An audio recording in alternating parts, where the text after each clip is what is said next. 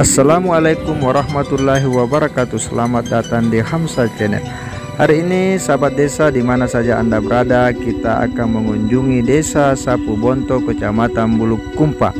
Desa Sapu Bonto adalah desa yang pekerjaan utama masyarakatnya adalah petani. Salah satu aktivitas pertanian yang digeluti adalah petani porang. Porang adalah produksi yang cukup banyak di Desa Sapu Bonto di sebuah tempat yang disebut dengan Batu Tompo. Warga di Batu Tompo ini rata-rata petani yang memang konsen pada penanaman porang. Ya, assalamualaikum warahmatullahi wabarakatuh. Hari ini saya berkunjung di Desa Sapu Bonto di salah satu tempat yang disebut dengan Batu Tompo. Ya, di mana tempat ini adalah salah satu area yang pernah memproduksi porang dalam jumlah besar. Di sini satu keunikan masyarakat desa adalah karena dia menanam porang hingga memanfaatkan pekarangan rumah yang biasanya hanya dipakai untuk menanam kembang-kembang, dan di sini porang juga menjadi bahagian dari kembang bagi masyarakat desa. Dan satu hal bahwa desa ini pernah memproduksi porang ya luar biasa. Bahkan katanya ada satu petani itu sampai memproduksi kurang lebih 15 ton dengan area yang tidak seberapa luas. Seperti apa kisah-kisah di balik budidaya porang di desa ini, kita akan berbincang dengan masyarakat desa. Sebuah informasi dan pengetahuan baru bagi para petani di luar sana terkait dengan bagaimana pengembangan budidaya porang untuk menghasilkan hasil yang maksimal dengan cara yang sederhana. Terima kasih. Ini kita bisa lihat bagaimana tanaman-tanaman porang itu ada di sekitar pekarangan warga yang tumbuh dengan subur. Inilah salah satu bentuk inovasi warga desa dalam memanfaatkan pekarangan yang sempit untuk tanaman porang sehingga bisa berpenghasilan yang cukup tinggi. Bisa dijelaskan Pak, ini pola penanamannya ini yang begitu padat? Ya, jadi cara penanamannya tidak mendalam, tapi di tanah digemburkan. Kemudian sekalipun rapat, yang penting tanah gembur tetap buahnya semakin melebar dan besar. Kemudian tanaman ini kan baru sekitar 2 minggu. Ya, jadi kita diantaranya ini kita kasih pupuk organik seperti tai sapi, tai ayam. Oh, jadi nanti di antara batang ini Pak, akan dikasih pupuk ini. Jadi kasih pupuk kandang. Ini tidak dikasih pupuk kimia. Jadi sesuai pemeliharaan kita gemburkan tanahnya, jadi semakin pertumbuhannya semakin cepat. Ini bagaimana tingkat anunya ini, jaraknya ini terlalu rapat ini Pak, jadi bagaimana nanti usia panennya ini? Jadi ini kalau terlalu rapat karena tidak semua dipanen, yang besar saja dipanen. Jadi itu yang kecil nanti lagi dipanen. Ya, jadi jaraknya diatur ya, karena tidak sama semua besarnya. Jadi kita lihat perkembangan dari segi pemeliharaan, tergantung dari kesuburan tanahnya. Dengan tanda-tandanya itu ada buah di atas telapak daun, itu yang kita periksa. Kalau itu sudah tua berarti bisa dipanen. Biar besar batangnya, kalau belum tua buahnya yang ada di atas dekat daun itu belum matang. Ini biasanya kalau begini jarak tanamnya ini berdekatan begini, berapa tahun baru dipanen? Kalau begini palingan 2 tahun, paling lama 2 tahun. Kalau yang seperti ini nanti dipanen, bisa dipanen nanti. Itu yang ujung sana. Kalau ini belum, nanti tahun depan. Jadi kalau berapa kilo nih Pak besarnya? Kalau kilonya palingan ini, yang jelasnya paling rendah yang kita panen itu 5 kilo. Jadi 5 kilo, 7 kilo, 10. Kadang kalau memang subur, besar, bisa ambil 20 sampai 25.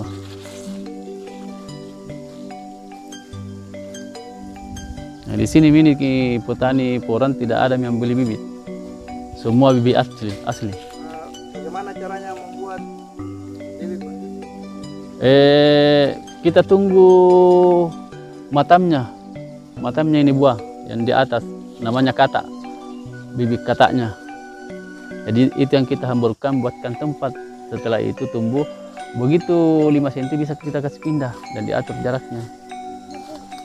5 cm bisa gak? 30 cm. Oh, jadi di sini bisa produksi bibit sendiri, Di? Bisa. Artinya memang di sini tidak ada lagi yang beli.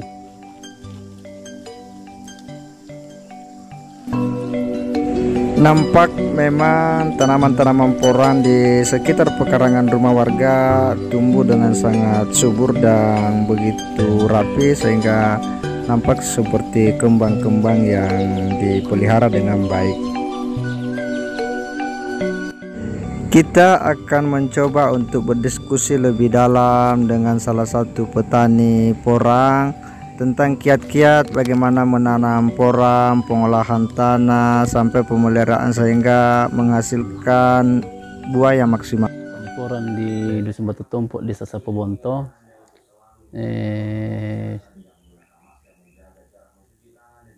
mengenai soal panennya di masyarakat, bahkan ada salah satu masyarakat yang pernah panen di tahun lalu, tahun 2021, mendapatkan hasil panennya berkisar kurang lebih 15 ton Untuk satu orang ini ya? untuk satu orang. Dan yang lainnya itu kadang ada 5 ton, kadang 2 ton.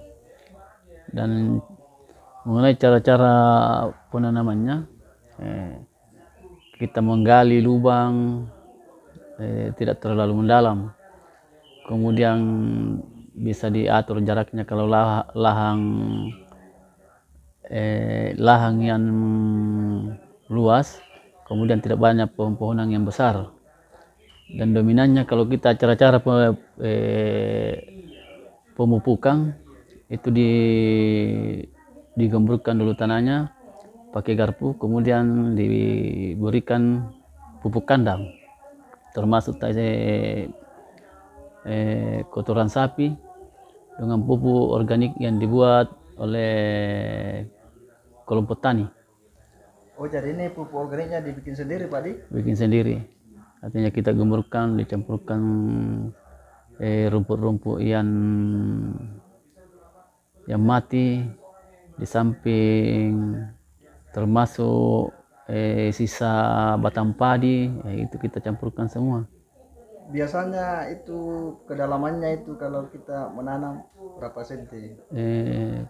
Paling dalam 20 cm, kurang lebih 20 cm, karena perhitungannya supaya buahnya itu dia melebar, dia tidak turun ke bawah, lebar ke samping.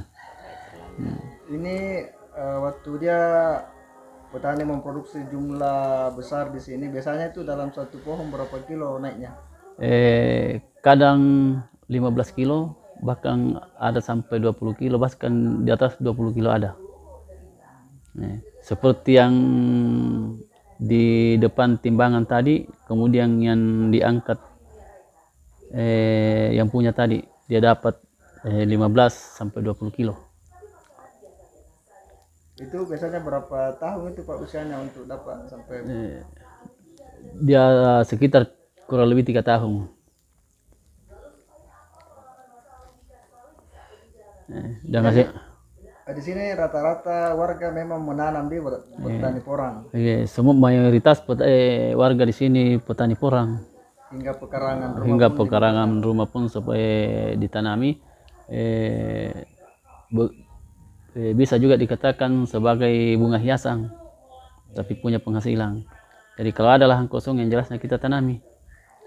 Dan sesuai di foto ini yang diangkat seperti yang satu buah ini, itu kenyataan begitu selesai dipanen langsung dipoto. Yang naik itu sampai 15 kilo. tanggapan Bapak terhadap pemerintah dalam hal bagaimana pengembangan budidaya porang ini bagi masyarakat di Desa Sapu Bonto ini? Kalau kita di warga petani porang di Sapu Bonto, yang jelas kita butuh dibimbing, diberikan petunjuk, kemudian bagaimana cara pemasarannya sehingga ada sebagai pendapatan asli desa yang bisa jadi patokan bahwa percontohan petani porang yang ada di desa Sapu Bonto. Tapi sejauh ini Pak, ada biasa pelatihan yang diselenggarakan oleh Dinas Pertanian terkait dengan budidaya porang?